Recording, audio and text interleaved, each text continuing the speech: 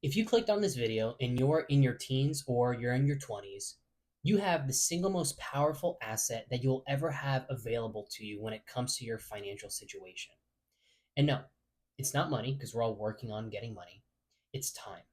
Now, the truth is, the sooner that you can figure out how to make money work for you and what to do when you earn it and spend it, the sooner that you can stop having anxiety over it, stressing over it, and truly use money as a tool to build your financial and future freedom. So, in today's video, we're going to be covering the topic of financial literacy, and I'm going to be going over the things that I wish someone had taught me when I was younger before I made some pretty stupid mistakes. And the truth is, this is the type of stuff that unfortunately they don't teach us in school. This is stuff that we have to learn on our own. So I hope this video helps you guys out, and let's get into it. All right, so before we start actually understanding financial literacy, we need to talk about why this topic matters right now more than ever. So let me give you guys some hard hitting facts. Gen Z and millennials currently have the lowest financial literacy of any US generation, answering just about 38% of financial literacy questions correctly. So, in other words, two-thirds of Gen Z can answer half or fewer of the knowledge questions right when it comes to financial literacy. Now, this isn't because Gen Z or, millennials are stupid. It's just the simple fact that the system has never taught us. Now, another fact I found here while doing some research, more than half of Gen Z says COVID-19 has motivated them to increase their financial literacy. But if we look at that fact and then we look at the topic right next to it, if COVID-19 has motivated them to learn more, but they're still answering poorly on the actual topic, well, where's the discrepancy coming from? And I think I found the reason why. And I personally believe the discrepancy is coming from the fact that money is not just something that we talk about, it's something that we have anxiety and stress over. Gen Z currently thinks about money more than about 4.7 hours a day, and that's millennials as well. Now, if we look at this right here, we can see that compares to about 3.7 hours for Gen X and only about 2.4 hours for baby boomers. So, by making an assumption here, you can say that Gen Z and millennials think about money twice as much as the generations prior. And this isn't thinking about money in a good way. This is thinking about money in a stress inducing, anxiety driven way. Now, also, we can see here that more than a third said that financial concerns affect their sleep.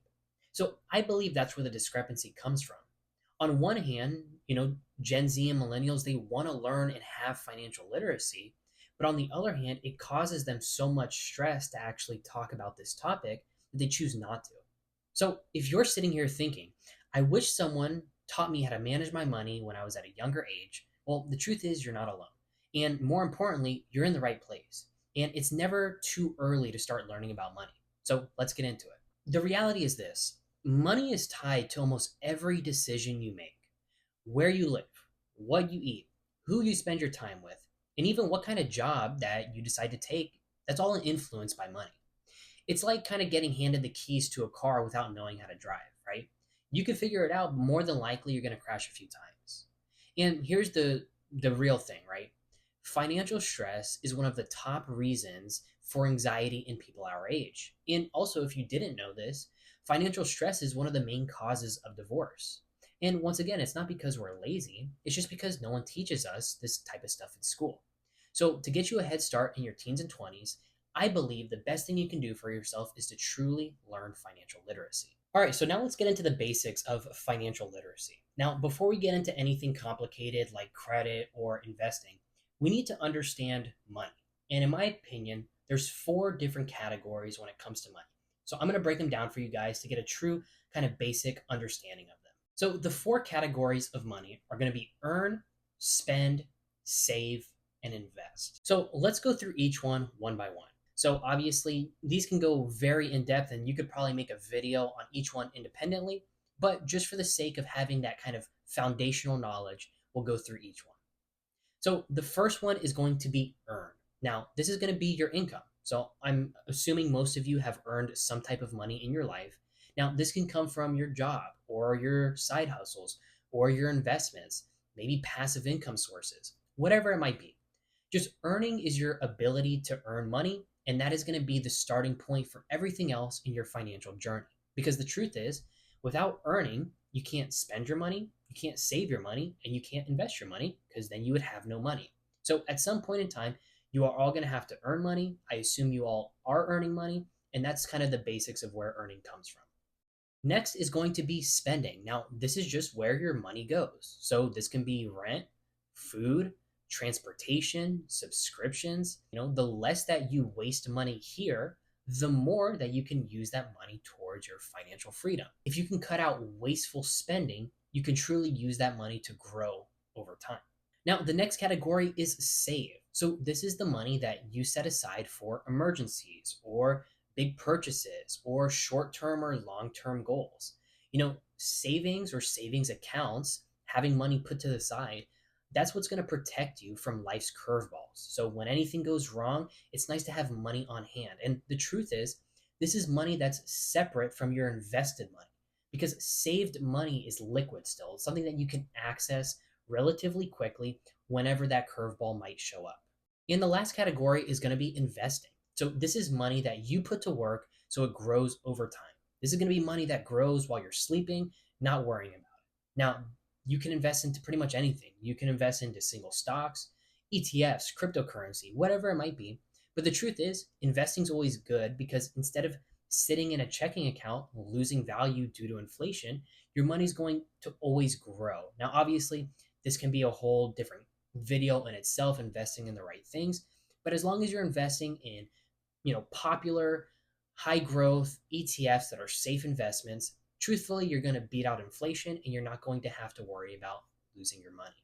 So here's the key. If you don't track what's coming in and what's going out, you're basically driving blind. So here's my call to action for you guys. You don't need to go download some budgeting app or anything like that. You can simply just use the Notes app on your phone and just track your money coming in and going out for 1 month. And you'll truly see how many things that are probably wasteful purchases and how many things are needed purchases. And you can comb through that and maybe cut some of them out. And right then and there, you're already starting to budget for yourself. Now, let's talk about saving and budgeting. And I know saving and budgeting isn't a exciting topic to talk about, but I'm going to recommend a method for you guys if you're new to saving and budgeting. And this is truthfully a method that I still use. And this is called the pay yourself first method. Now, in my opinion, this is one of the best methods for beginners. So let me break this down for you guys. Basically, with the pay yourself first method, when your paycheck hits, automatically what you're going to do is move money into a savings account before you start spending anything. So if you wait until the end of the month to see what's left, usually there's nothing left. So doing this up front, especially automatically, is the easiest way to do this. So I'll be honest and I'll tell you exactly how I do this. Every time I get paid, I have it set up to where 5% of my paycheck goes automatically into a high yield savings account. I don't have to touch it. I don't have to look at it. Instantly, 5% of my paycheck goes into a high yield savings account. And right there, I'm paying myself first because I've already saved 5% of my paycheck. So the rest of my paycheck I can use towards other things. Now, a very popular method for this is the 50-30-20 rule. It's a great starting point for most beginners. So the 50-30-20 rule, pretty much what that breaks down to is 50% is going to go to your needs. So this can be stuff like rent, bills, or groceries. 30% is going to go to your wants. So this can be fun money or going out or having hobbies. And then 20% of your money is going to be for savings or investing. And the best part about the 50-30-20 rule is it's modular. So if this is too strict for your situation, just simply adjust the percentages. The point is to give yourself a starting point and to give every dollar a job before it disappears from your bank account. So my call to action for you guys for saving and budgeting would be to start with building your own emergency fund. Now, the best way to start with this is to aim for something as simple as like $200 to $500. Now, I know it doesn't sound like a lot to a lot of people, but the truth is this. $200 to $500 can really save your butt in certain situations, whether it's car repairs or unexpected, bills that come up. It keeps you from going into debt. And once you've built up, let's say a $500 emergency fund, from there you can start working on building up a 3-month or 6-month emergency fund. And once you get that 3 to 6 months of living expenses built up, preferably in a high yield savings account, you'll truly feel really comfortable when it comes to your finances. And don't just save for the sake of saving money. Attach your savings to a certain goal. So I'm saving $1,000 for a trip, or I'm saving for a used car, or I'm saving to build my first investing portfolio. Whatever it could be, just goals help to keep you motivated. Next, we need to learn about credit and debt. And the truth is, your credit score is not just for buying a house.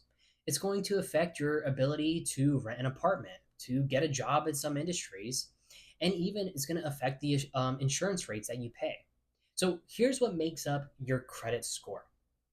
Your credit score is composed of 5 different metrics. The biggest metric is going to be your payment history, which makes up 35% of your credit score. This basically means pay on time.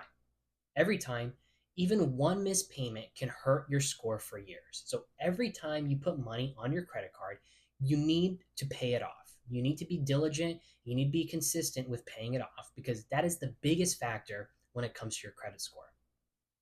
Next is going to be your credit card utilization. So this is how much money is available on your credit if you're using it. Now, for example, let's say you have a credit line of $1,000 and you put $300 on it. Now you're at 30% utilization. The truth is, you want to keep it under 30%, ideally even under 10%. From what I've noticed with my credit cards is the minute I go over 10 to 20%, my score gets dinged a little bit. So pay attention to your credit card utilization. Next is going to be the length of history. And this is a very hard one. Definitely kind of unfair if you're younger because the longer that you've had, credit, the better. And truthfully, it takes a long time. It can take up to 8 to 10 years to get in the green for this. Next is going to be the length of history. Now, this affects 15% of your score. Now, with this one, it's hard to get this one better because truthfully, this just has to go up over time. And the longer that you've had credit, the better. So I've had credit cards now for about 7 years. I'm 25. I opened my first one when I was 18. It was a student card through Discover. And I think on my Credit Karma, I'm in the yellow for this. So it does take a long time to build this part up, but starting earlier definitely helps. Next is going to be your credit mix. This makes up 10%. This is having different types of credit. So this could be like a credit card or an auto loan or a mortgage. Anything can help, but obviously do this in moderation. And last is going to be different increase. So this is every time you apply for credit. So if you didn't know this, every time you apply for a credit card or an auto loan, this can affect your credit score. Now, a lot of places will have incentives to where it doesn't do a hard check, but truthfully, if you do this consistently over time, you might get a small ding on your credit. So just don't overdo it. Now, the danger zone with credit cards is high interest debt, especially credit cards. Credit cards are going to have the highest interest debt. So, for example, a lot of credit cards now are coming anywhere from 25 to 35% interest, which is absolutely insane. But basically, a $1,000 balance, let's say at a 20% interest rate, if you only plan to pay the minimum and you can only afford to pay the minimum, you will be in debt for years. It's going to take you literal years to pay off that card, and it's going to cost hundreds of extra dollars for you. So be very mindful when it comes to high interest debt. Be careful, work on paying it off. Do not put anything on your credit card that you cannot afford in cash right up front. The next point of financial literacy, and this, in my opinion, is the biggest game changer for me, and that's investing early. So, this is where, in my opinion, you unlock real wealth, the power of compounding interest. So, if you invest $200 a month, starting at 20 years old, and just keep doing that until you retire, you can retire with more than someone that starts at 30 and invests twice as much. And that's due to compound interest. Your money grows over time. And the earlier you start, the less you actually have to invest up front. Now, for beginners, right, a lot of people ask, well, what's the best thing to invest in? In my opinion, the easiest way to do this is just keeping it simple. I love index funds and ETFs because they're low cost and instantly diversified. So instead of trying to pick a winning stock, you can own hundreds of companies at once. And the truth is, when it comes to investing, you can really go down a rabbit hole as far as what to invest into. I personally like VU, which tracks the S&P 500, which are the top 500 companies in America. I also personally invest in QQQM, which tracks the NASDAQ 100, which is 100 of the largest non financial companies on the NASDAQ stock market.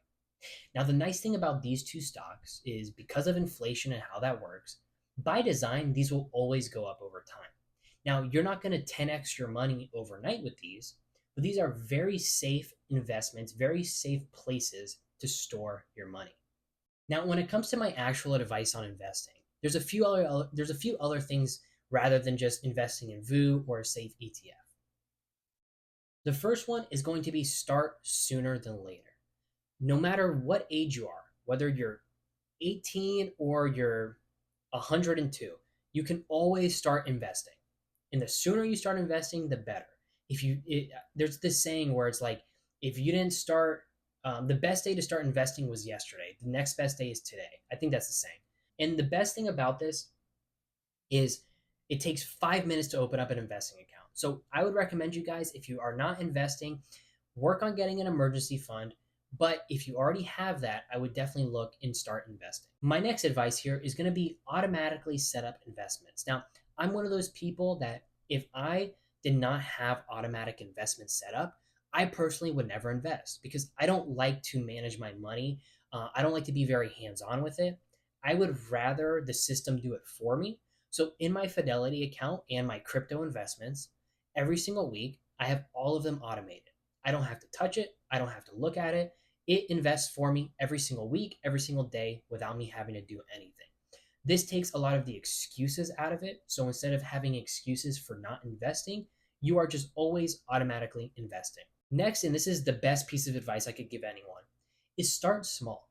Far too often you see people talk about investing and they think they need to enter the game with $1,000 or $50,000. I've seen examples online where people say, oh, with a $20,000 initial investment. Not a lot of people have that type of money.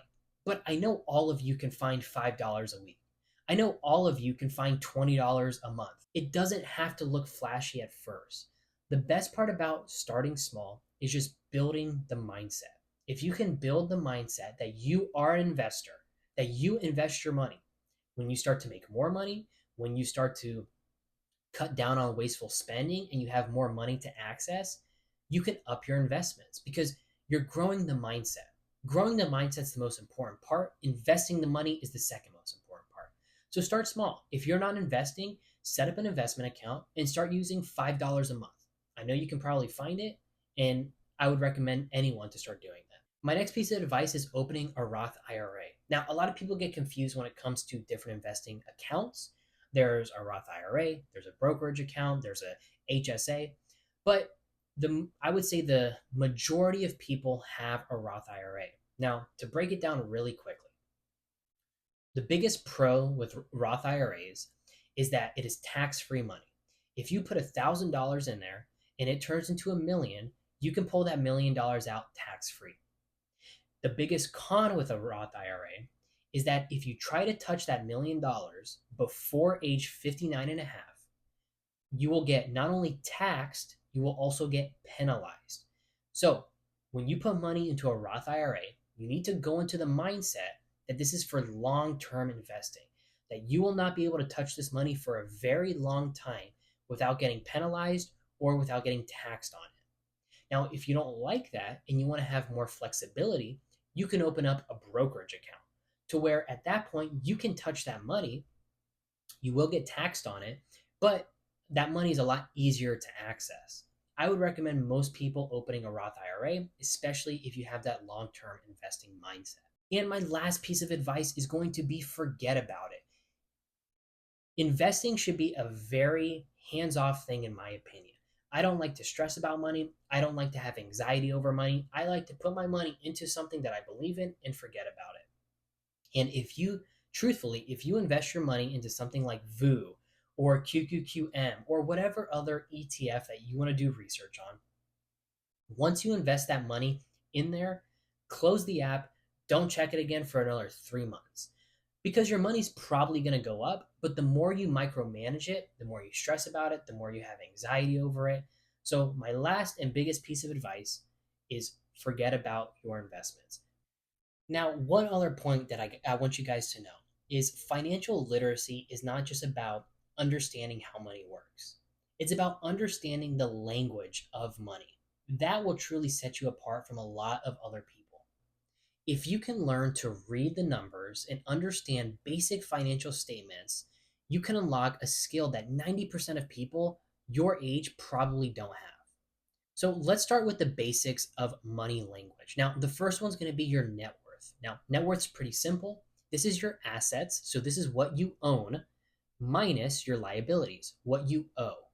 Next is going to be your cash flow. So this is money coming in versus money going out each month. Next is going to be interest rates and APR. This is going to be how much your debt is costing you over time. And lastly is your investment returns. So this can be annualized growth, your APYs on your high yield savings account, and not just I made $200 this month.